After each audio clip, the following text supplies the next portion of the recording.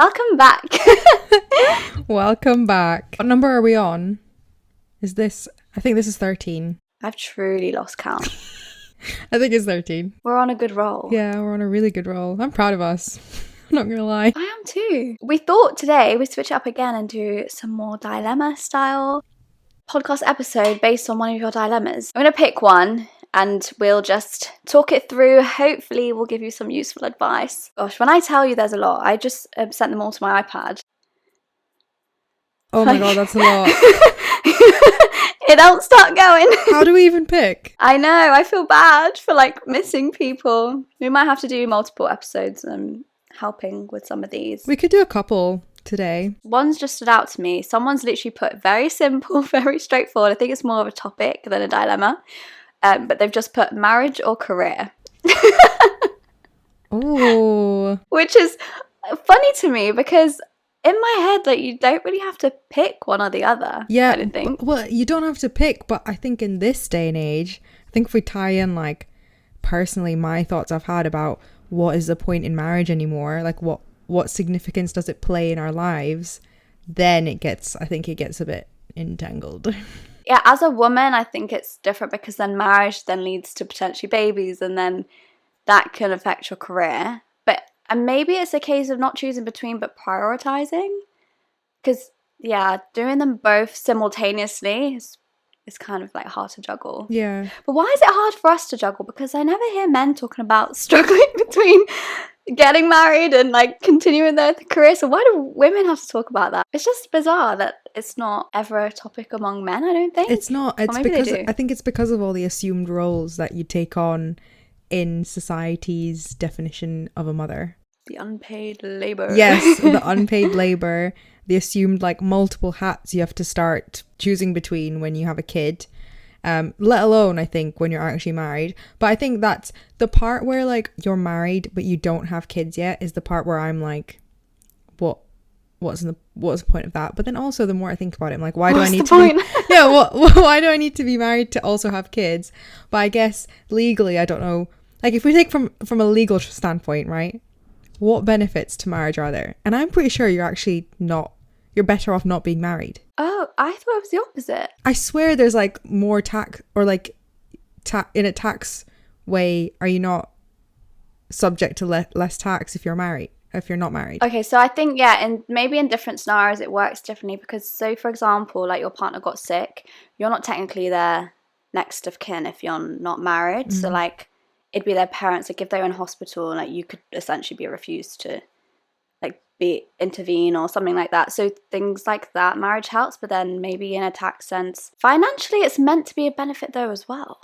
So I've heard that said, but I don't know the ins and outs. Yeah, exactly. I probably should. I don't actually know the law, and yeah, I probably should know that before I actually get married. But I remember because I asked some of my colleagues this question one time, and one of them who was planning to have they wanted to do a lot of traveling with their partner after marriage, just not because not in order to get married and then travel, but it was just how their life played out. They'd already planned the marriage and stuff, and it was a big deal, and then they'd had all these bucket list destinations that they wanted to go to as a couple.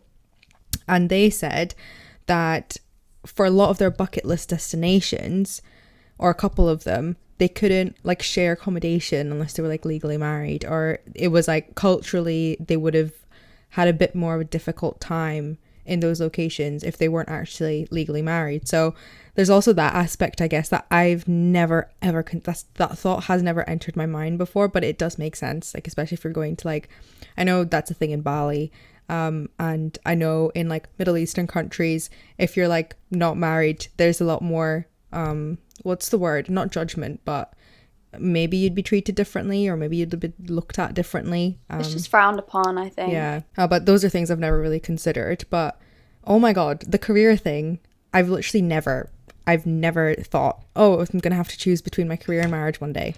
It's never entered my mind.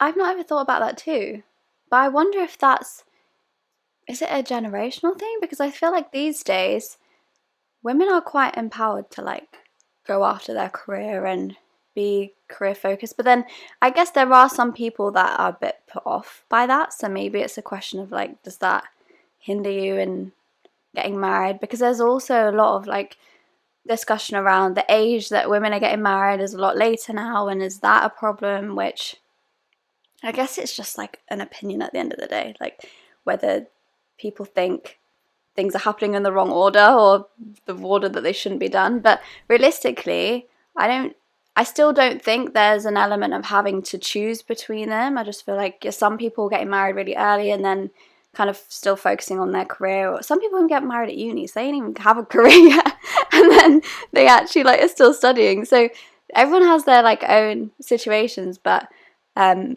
have like heard some people talk about the idea that as a mother, that's definitely more tricky to kind of keep up, because you literally have to take that time out of your career, and then by the time like you've had your kid and you've recovered and you're like embracing motherhood, figuring all that out, like to be honest, I don't even know if I'd want to go back to work like after like going through all of that, because you've then brought upon yourself like another actual full-time job, and that's still work in itself. So. And I guess it depends like what you've defined like work for yourself, like before getting married and or having kids. Like if work was something that was just purely like, I need to get this for stability and to pay my bills, you're definitely not gonna go back after you have kids. But if you've picked something that like literally like lights your bum on fire, then I guess you'd probably be like dying to go back after you've had kids. But I wanted to bring up as well another whole dimension of for women choosing between career and marriage. Have you seen Fair Play on Netflix? No. It was like it was trending, I think like September or October time last year, 2023, and it's basically a TV show about two investment bankers who are a couple, and they work on the same like trading floor at the same level, but the woman, I'm basically spoiling it by the way for anyone listening. And for me. Oh wait, do you want to listen? Do I listen to your summary? But yeah, so they're investment bankers and they're a couple at the same firm on the same floor working at the same level, and the woman they get engaged right at the start of the movies as well, and the woman ends up getting this massive promotion and becoming her fiance's like senior, his boss, and it just like the movie just plays out in terms of him just becoming extremely insecure in his manhood, like gaslighting her, making her feel like she's, you know, his fiance, like the woman he's with. Yeah, the woman he's with. And it just gets really messy and like psychological, and at the end they have this like violent altercation, and he assaults her, and then he still can't see that he's assaulted her, and it's so interesting because like there are so many conversations around women when they have more power than men tend to get like violent, they tend to get aggressive, they tend to push those women away. And there's so many other stats about like if women are financially like better off than their partner, or like if you're dating and you have more money, or like you seem like you have more wealth than the person you're dating, there's like surveys that have been done that men have said that's less attractive, or like they're not as attracted to like women who are doing well, and things like that. And it's just such an interesting and very terrifying movie because it's a play out of real life. It's not like a made up fiction that, oh my god, my fiance lost his manhood because I got promoted. Like it actually happens day in, day out. When you say it like that. And it causes like so much domestic violence and like financial abuse and financial manipulation in relationships as well. So I just like, I feel like there's that whole level of like choosing a marriage or a career, because if you're not with the right person, you could be punished for choosing your career almost. Yeah, or just doing well like in your career in general. Yeah, I feel like that's a good way to like separate the very insecure men from the pool, because I only think a really insecure man would be threatened by that, because it's just a really odd thing to be threatened by. And I don't know if it's because traditionally they're meant to be seen as the breadwinner and they're like the man of the house, and when they don't have that they don't feel like they have that status if they don't have the money behind them, compared to they're comparing themselves to their partner. But again, I think that's like very much rooted in insecurity. Yeah, agreed. And people do really crazy things when they're insecure. So scary things as well. Like, yeah. I am scared. I think it's easy to be scared of insecure men because like you don't know what they'll do to try and they're dangerous. Yeah, like feed their own egos and stuff. To bring that, I know it wasn't a dilemma, it was like a topic suggestion, but to bring like any kind of thought in my head to like a conclusion or a point, I think my point would have to be that I don't think it's a choice. I think it's just like like one's gonna be higher priority for you, and I think that is something that you need to like either work out with your partner or just like work out with yourself. But I don't think you have to choose between one or the other. And I don't even think one needs to be higher priority. I think it's just like you can choose the order of things that you want to do in your life, and you can also do both of those at the same time if they're both really important to you. I don't think that either of those things defines like your overall happiness in life either way. And if it is defining that for you, or like how your family see you or how your friends see you, then you just need to detach yourselves from that itself, like that definition or like that validation that you need from other people as well. So it always boils down to like a really deep point, doesn't it? Which is really annoying, but no, I totally agree with that. Oh, someone asked, what are things to focus on in your early 20s? I think that might be good for us being late 20 girlies. Farah, no, I'm gonna have to ask you to take that back. What would you classify yourself as? 20 something. 20 something. I said that the other day because I literally did not want to say 27. How do you think it feels about 28? I can't even say, like, I am late 20s. But when we were in our early 20s, maybe, things that looking back, are there things that you wish you would have focused on more, or things that you were happy that you did back then that have helped you now? I'm not sure I'm happy about anything. Not that I did. Really? Not that I did anything bad. It was just more that I was still so like up and like mental health wise, I was so up and down. Money wise, my early 20s was like the most anxious and like horrible I felt financially ever, I would say. Because I think up until my 20s, I never really thought that hard about money.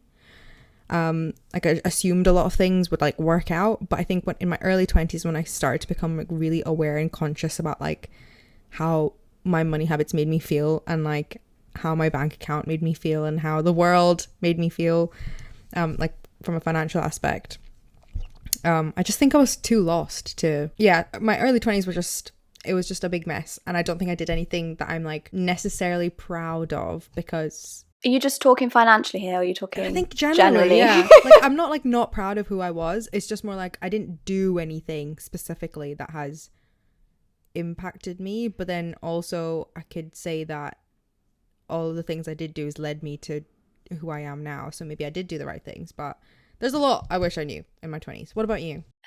Well, what I was thinking about in terms of what I was happy with is like obviously getting into property. Oh yeah, you did that really early. Well, I was 24 when I bought so was the flat. Right, see, then I count that as early 20s. I guess so. Bordering on mid, but then the lead up to that moment was my early 20s, I guess, because it was just when I started working, I got really serious about budgeting, saving for that moment, and being able to like just progress towards it.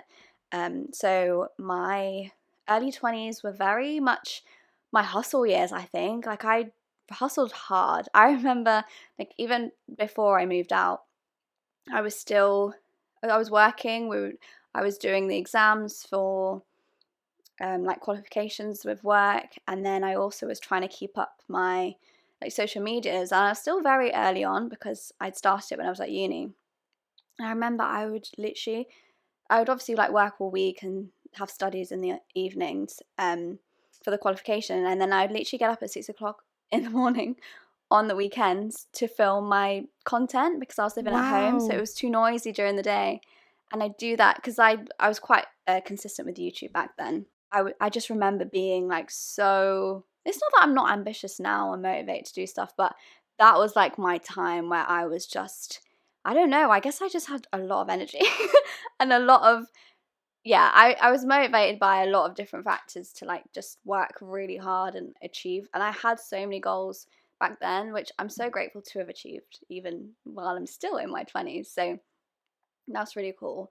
But I think, yeah, but I think that's the time to do it realistically. Like a lot of people have different ideas of how to spend your 20s. And I do think, yes, have fun, like enjoy yourself, like make the most of being young and, being able to do all these things, but also work hard. Like, I don't know about anyone else, but I don't want to be like 40, 50 and like still busting a gut to like make a living, like still be like living paycheck to paycheck and like still worrying about saving my money and worrying about the cost of living. Like, I want to work really hard now so those things don't affect me that much at that age. And that's kind of the mindset I've had throughout my 20s, even probably before that. But obviously, until you get your first like actual full-time job, you can't really like take those goals and things seriously. I'm proud of myself in that sense, in terms of, and I think things to do in your early 20s is to work hard, and you find a balance as well, because I do definitely think that's when I started burning myself out a lot as well. And that's not healthy for anybody. People always think, like, what's the point in looking for the future, because you don't even know if you're going to be alive at 60 years old, 70 years old. And I get that, because sometimes I look at myself and I'm like, why am I actually, like, not enjoying life more now? Because I don't even know if I'm going to get to that age that I'm, like, thinking of it's going to happen in the future. But I think it's a bit different if you, like, maybe as someone that wants to have kids, then you want to create that generational wealth and you want a life that they will enjoy, and you're kind of still doing it for even a future generation, whether you're going to be here or not. So I think, yeah, there's loads of like different factors, and I guess it also just depends on people's like actual like goals in life and like where you see yourself and what you want to be doing in 10 years, 20 years down the line. If you still want to be just working a salaried job and just like going through the motions, then have your fun now, spend all your money on the weekends and keep doing that. But that's not the life I wanted, so I worked really hard.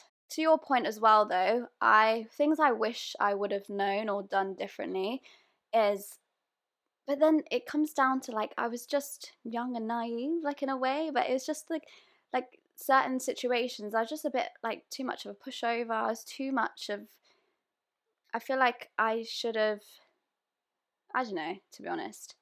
I think mental health, I struggled with it a lot more back then. I don't really know what, even now, I don't know what I could have done differently to avoid certain situations or make that better. I kind of just wish maybe actually, no, I think the situation I was in, like, sometimes you just have to kind of deal with the cards you're dealt. And if you were to go back, I don't know how I would have changed anything that happened back then, because that's just kind of how, like, I just dealt with what I had, really. So it's kind of hard to, in hindsight, even if I had the knowledge now, I was still in that situation. So like without like removing myself or being able to get my flat earlier, or things like things happen the way they were meant to happen. So I also just don't think I would have really changed anything. Yeah, I think it's a balance of like not thinking that we needed to change anything, but also like, for example, with my younger sister, I feel like I'm always telling her like, oh, don't do this because I did it, or like do this because I didn't do it. And I'm not kind of I don't want to kind of center my mistakes in her life, but at the same time, I think I like whenever she comes to me for advice, I'm always giving it thinking, okay, she needs to make her own like mistakes and like live her own life and experience her own things, but also this little thing might save her from like heartbreak or being pushed over by a friend or something, like those smaller things like that, where I wish someone could have just told me to not do something or not behave in some way, because I think there's the more obvious things that are really good to do in your 20s. Well, I say obvious, but only obvious because of how much I probably read about them myself, but things to do in your early 20s, like financially, there's so many things in terms of, I think there's a good balance of hustle that you can do in your early 20s because you have a lot more energy. Like, let's talk about the physical thing.